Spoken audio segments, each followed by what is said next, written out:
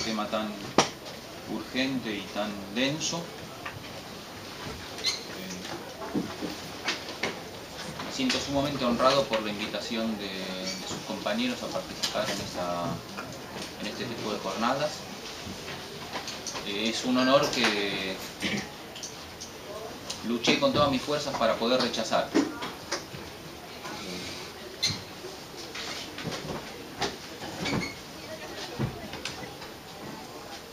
Y simplemente no tuve cómo rechazar. No tuve cómo rechazar y casi estoy seguro de que no tuve cómo aceptar y de que es un tema a cuya altura es imposible estar. Confieso una pequeña anécdota familiar. Estaba ayer dando vueltas con los papeles y con los libros, viendo qué se podía decir con sentido. En esta convocatoria viene mi hija de 22 años y me dice: papá, para de sufrir con el Holocausto, ya está. Y yo le dije: no está ni lo estará nunca. Y la única manera de aminorar el sufrimiento es transformarlo en elaboración, que es lo único que yo sé hacer. Las pocas armitas que yo tengo para algo así son la elaboración con las armas que me da la profesión. Así que disculpen si la charla va a ser un poco conceptual y un poco parecida a las clases que yo suelo dar. Porque las clases que yo suelo dar también tienen que ver con un intento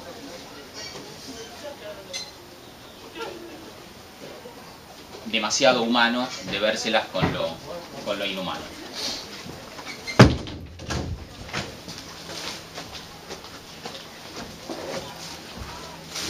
Cada día estoy más convencido que el único asunto de la filosofía, el único asunto relevante de la filosofía, es vérselas con la tiranía, vérselas con la acumulación infame y vulgar de poderío. Entonces, hacer filosofía en general y hacer filosofía en torno del Holocausto en particular es parte de la misma tarea.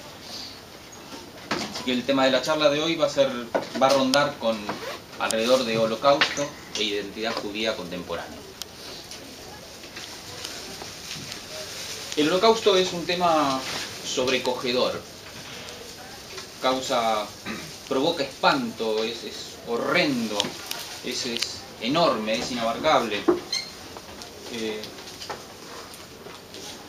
Está en el límite con lo sobrenatural, nos pone en contacto con lo sobrenatural. El Holocausto es un tema imposible de mencionar con una actitud cotidiana, es imposible de tenerlo en cuenta como uno tiene en cuenta objetos de la vida cotidiana o aún de la vida del estudio. Mencionar la palabra Holocausto y pensar en algún mínimo contenido del Holocausto provoca la misma sensación, pero elevada a la 1000, que provoca la palabra cáncer.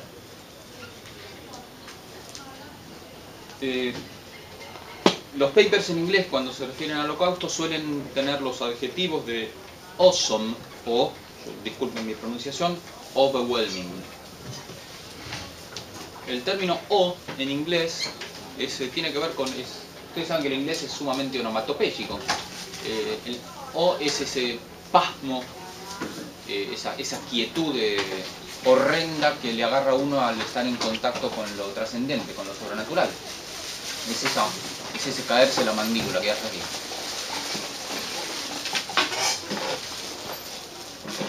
Es una expresión que utiliza Thomas Hobbes, para quienes hayan tocado ya HPP2, y para quienes no lo hayan hecho, cómprense el Leviatán y léanlo a las vacaciones. Ya que no van a leer la Biblia, lean el Leviatán por lo menos. Es el término con el que Hobbes pretende que los ciudadanos veneren al Estado.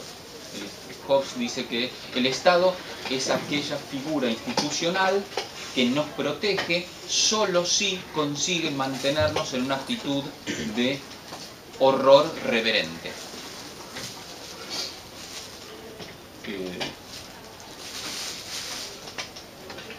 Es decir, el sobrecogimiento es el término que utiliza Hobbes, que es el pensador más grande de la modernidad, el pensador político más grande de la modernidad, para referirse a la estatalidad moderna. ¿Qué podemos decir en favor de la estatalidad moderna? ¿Qué se suele decir filosóficamente en favor de la estatalidad moderna? La estatalidad moderna consagra la igualdad de derechos de los hombres ante la ley, consagra la igualdad jurídica y existencial de los hombres por el hecho de haber nacido hombres. La estatalidad moderna propicia la expansión iluminista de la investigación científica, de la producción artística, de la profundización tecnológica, aumenta la producción de bienes materiales y culturales. Desde luego, el Estado moderno se alimenta de y alimenta al pensamiento sin tutelas, en todos los sentidos que acabo de mencionar, y lo digo nada más para seguir adelante, pero desde luego que es motivo de debate, de reflexión, el Estado nazi claramente no es un Estado moderno, claramente no es ni un Estado. O sea, el Estado nazi incumple palabra por palabra las premisas de la estatalidad moderna diseñada por Hobbes y aceptada por la tradición estatal occidental. Incumple las premisas básicas de reclamar obediencia a cambio de protección. ¿Qué se suele decir en contra de la modernidad en general y de la modernidad política en particular? Esquematizo nada más, estilizo un proceso complejo y arduo. La modernidad es una pendiente resbaladiza que lleva del giro cientificista de comienzos del siglo XVI hasta el nihilismo autoaniquilador del siglo XX. ¿Cuáles son las etapas por las cuales se pasa del giro cientificista y aparentemente humanizador del siglo XVI-XVII al nihilismo aterrorizante y autoaniquilante del siglo XX? De la siguiente manera. La primera muesca de modernización es el triunfo de la ciencia que logra matematizar a la naturaleza, entender a la naturaleza en términos matemáticos. Recuerden ustedes el asombro y la alegría y la sensación de belleza que tuvieron cuando por primera vez vieron la fórmula en números de una elipse o de una parábola. Poder expresar formas bellas naturales en términos lógico-matemáticos. Esto es luego que se profundiza con Newton.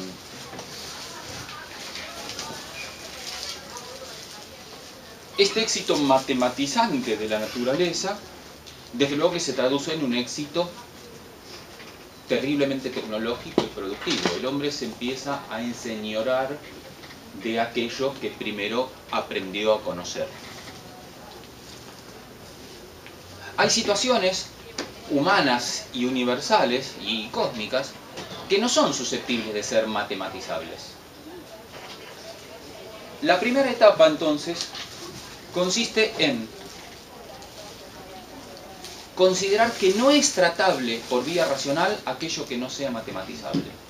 Todo aquello de lo que se ocupaban los filósofos clásicos, el bien, la justicia, la belleza, la prudencia, el buen vivir, todo lo que no sea reductible a términos científicos, matemáticos, la modernidad lo empieza a considerar como que simplemente no es tratable de manera racional. Entonces queda para la conciencia privada, queda para la religión, queda para el tratamiento estético, queda para el romanticismo, va siendo radiado cada vez más del tratamiento serio y riguroso. Consideren ustedes el desprecio del científico duro por la ciencia blanda. Hay una cuestión hasta machista en la denominación. Ciencia dura, viril, macha, segura de sí mismo frente a la ciencia blanda, como que es menos ciencia. Esta primera etapa tiene una etapa más grave todavía. Aquello que no es susceptible de ser matematizado, no es susceptible de ser conocido y por tanto deja de ser relevante. dejo de considerar aquello que es más importante para mi existencia, a saber, la nobleza, la diferencia entre lo alto y lo bajo, la diferencia entre lo finito y lo infinito, las razones de mi existir en el universo, las razones de existencia del universo mismo, por qué hay ser en vez de haber nada, por qué hay orden en vez de haber puro caos. Desde luego que son cuestiones no tratables científicamente desde el punto de vista positivista, pero no por ello son razones menos importantes que tienen que ser rifadas a la sin razón, o a la intuición, o al gusto, o al capricho. Este proceso se va alimentando a sí mismo, este progreso de progresiva positivización del conocimiento se va retroalimentando, y llegamos a comienzos del siglo XX con una alianza fuerte entre el poder político, el conocimiento científico y la productividad tecnológica. Esta alianza se hace cada vez más potente y el hombre empieza a considerarse, el hombre occidental se empieza a considerar a sí mismo como soberano del cosmos. Empieza a perder conciencia de los límites que el cosmos le debería oponer a la conciencia de todo hombre razonable y decente. Empieza a perder razonabilidad y decencia a medida que gana en racionalidad tecnoinstrumental. Para los que asistan a mis clases ya empiezan a atar cabos. El hombre moderno, el hombre hipermoderno, se considera soberano de la naturaleza a la cual domina tecnocientíficamente, comienza a perder conciencia de los propios límites que el cosmos debería imponerle a todo hombre decente y razonable. Aparece una fantasía. La fantasía es que todo problema es susceptible de tener solución. Solución primero teórica, después solución tecnológica en alianza con la solución política. En esto consiste en buena medida el concepto weberiano de desencantamiento. Desencantamiento quiere decir que el hombre sabe que habita un mundo del cual no conoce todas sus claves, porque uno no es experto en todo. Pero si tuviera el tiempo suficiente, podría conocer todas las claves de lo que ahora aparece como misterio. El misterio va siendo más y más acorralado a ojos del hombre hipermoderno. La consecuencia nefasta de esta soberbia es que el hombre hipermoderno cree que todo problema tiene solución. De ahí a la idea trasnochada de la solución final no hay nada más que un paso. ¿En qué consiste la solución final? En una alianza terroríficamente poderosa de estatalidad, burocracia tecnológica, ideología y soberbia. Ponerse a uno mismo por arriba del resto de lo existente. No solo de lo humanamente existente, sino de lo cósmicamente existente.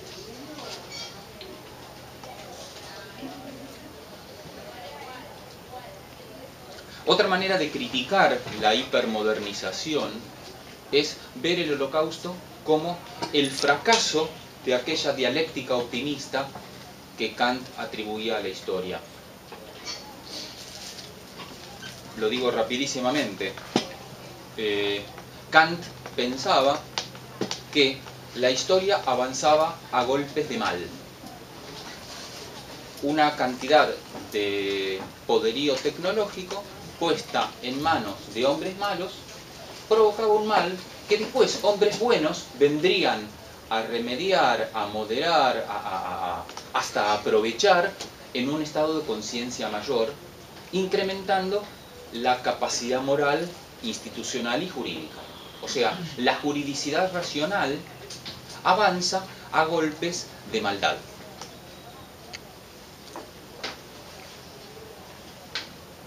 Esto es lo que podemos llamar básicamente la dialéctica de la historia. Esto después lo retoma Hegel y desde luego lo retoma Marx cuando dice que la guerra de clases es el motor de la historia. Kant decide en su texto que estamos bastante civilizados, pero no aún suficientemente moralizados. O sea, la civilización provoca moralización. Como si dijéramos un ejemplo trivial. El nunca más pronunciado por el fiscal en el juicio de las juntas es un avance significativo, cualitativo, en la conciencia de los derechos cívicos y de los derechos humanos de nuestra sociedad, para lo cual fue preciso el horror del terrorismo de Estado. Esto en el siglo XX estalló, se mostró como claramente erróneo. Auschwitz, Hiroshima, los gulags son ejemplos de una combinación de pasta de maldad, capacidad política y capacidad tecnológica que provocan una herida en la conciencia colectiva que es muy difícil pensar que se pueda subsanar con un mejoramiento moral jurídico. Es decir, mientras que el mal potenciado por el desarrollo tecnológico, crece en términos exponenciales, el remedio en términos racional jurídicos crece en términos lineales. Y la brecha se va haciendo cada vez mayor hasta que Hiroshima, Gulag y Auschwitz nos hacen ver que no teníamos razón al ser nada más que optimistas en cuanto al proceso de modernización. Empezamos a dudar de la bandera de Brasil que pone como lema orden y progreso.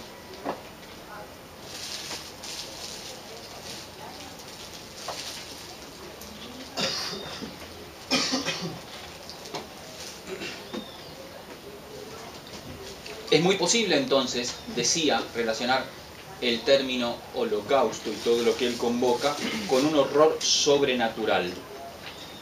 Así todo, hay estrategias puramente modernas para vérselas contra este problema.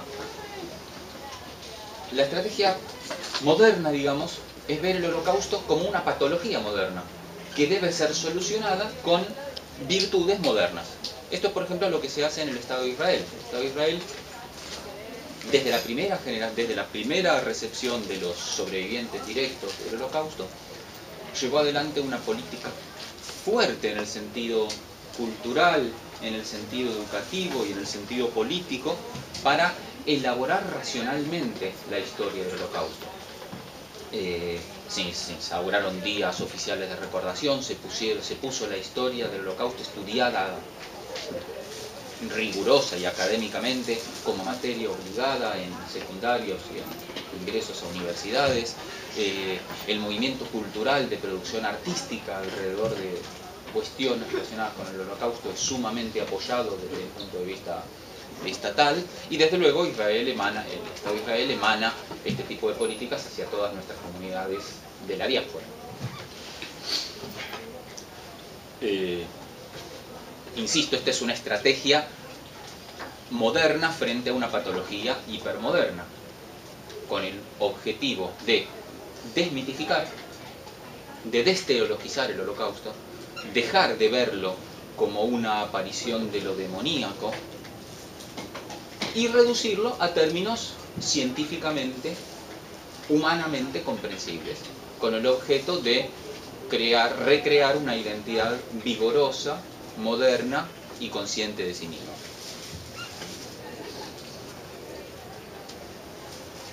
Con todo, uno no puede más que estar de acuerdo con esta estrategia estatal regeneradora de identidad. Es más, como argentino quisiera que este tipo de estrategias se repitieran en nuestra sociedad de un modo análogo respecto de las tragedias sociales y horrendas que ha sufrido nuestra propia sociedad. Pese a este esfuerzo moderno por desmistificar el holocausto, subsiste lo sobrecogedor.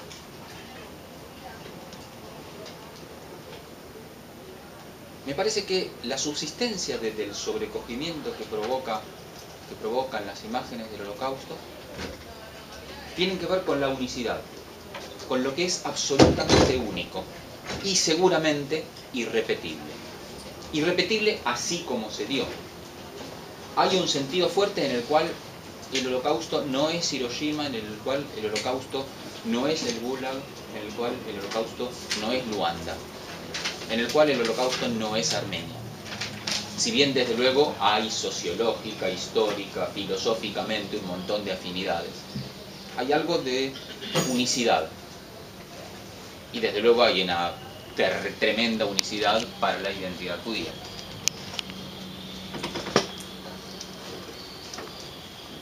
Una analogía rastrera, hasta simpática podríamos decir, es que se pueden comparar la hiperconciencia de la identidad judía a partir del Holocausto con esa conciencia especial que suele tener el recién infartado. El recién infartado pasó a otro nivel de conciencia y de conciencia de finitud, de conciencia de carencia, de conciencia de amor por la vida y por el cosmos. Hay películas hasta simpáticas, como la de Nicholson, recién.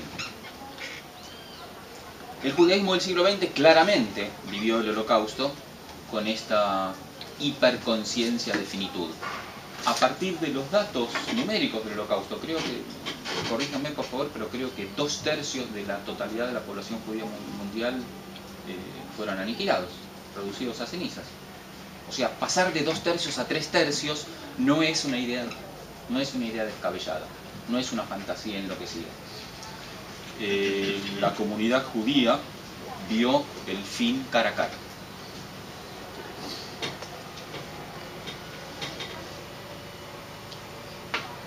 Esta hiperconciencia del carácter radicalmente finito de la humanidad en general y de la comunidad judía en particular se ve potenciado, horriblemente potenciado, porque sucedió a manos de un pueblo hiper ilustrado y tecnificado, un pueblo occidental, o parte de los dirigentes de un pueblo occidental.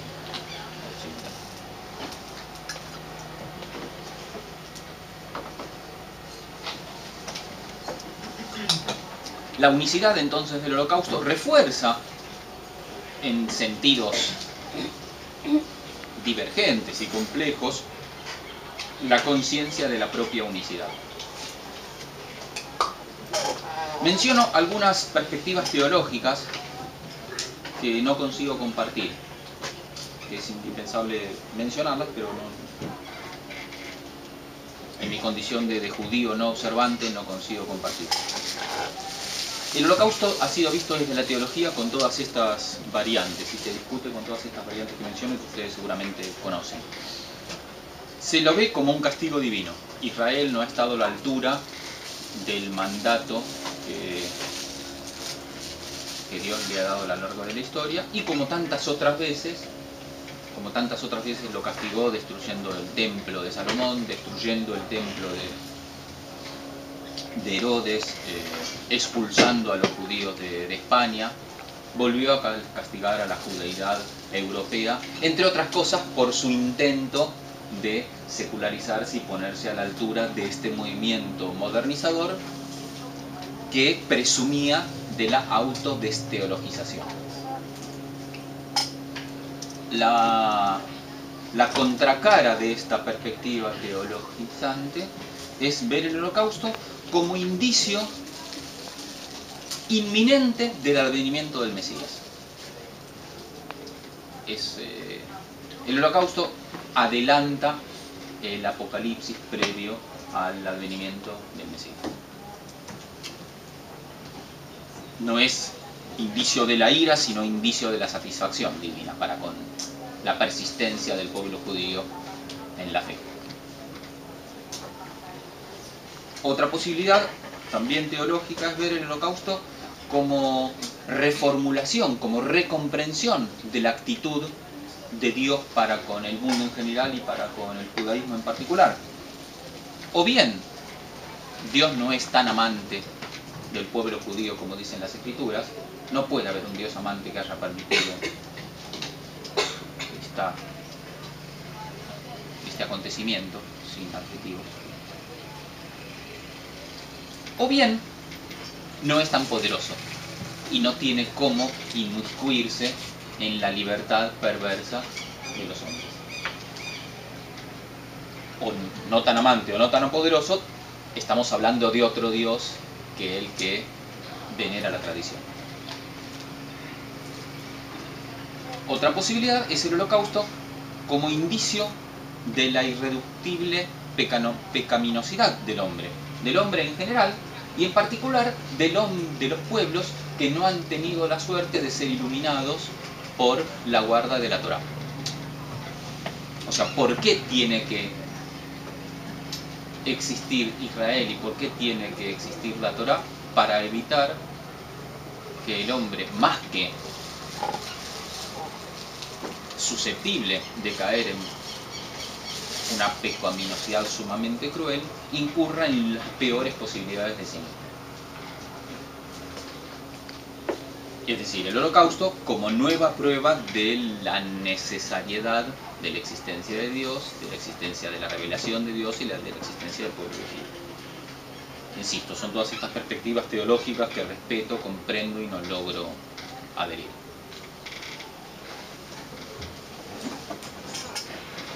Una manera de plantear la diferencia fuerte entre teología y filosofía es el tratamiento, la atención que una y otra le dan a los acontecimientos únicos. La teología puede decirse que es el tratamiento reflexivo que considera que hay ciertos acontecimientos que son únicos y tienen una relevancia suprema en el momento de fundamentar una vida en común. La filosofía, en cambio, es la relativización de todo acontecimiento, por más extraordinario en términos estadísticos o en términos de acumulación de energía, de cantidades, de voluntades, y reducirlo a las leyes de lo universal. O sea, ver todo acontecimiento como ilustración, a lo sumo eminente, a lo sumo particular, de condiciones generales de racionalidad, de sociabilidad, de decencia, de humanidad. La diferencia entre filosofía y teología, entonces, según consideran o no como relevante, fundante a un acontecimiento en particular, es afín a la diferencia de talante que tiene la sociología por un lado y la historia por el otro. El estudio de las generalidades, el estudio de las particularidades específicas e irrepetibles. Con todas las variantes que las acercan. Permítame mencionar la noción de teología política. La teología política es una manera filosófica de acercarse a la problemática de lo político y de lo justo. La teología política es el estudio filosófico de lo político, prestando especial atención a la contribución que lo trascendente, que lo divino, ofrece para fundamentar un orden determinado de autoridad. Un objeto propio un objeto razonable de estudio de la teología política sería, por ejemplo, pensar en el preámbulo de nuestra Constitución. Cuando leemos invocando la protección de Dios, fuente de toda razón y justicia, podemos pensar, o bien que es una mención retórica, una mención históricamente concesiva a cierta cantidad estadística de personas creyentes en el momento de ofrecer la Constitución, o podemos pensar que Dios es realmente fuente de toda razón y justicia para los constituyentes, y el significante Dios es irreemplazable en el edificio conceptual de nuestra juridicidad. Y sacar el significante Dios de nuestra Constitución significa sacar la clave de bóveda del edificio que se viene abajo. La teología política considera la segunda posibilidad.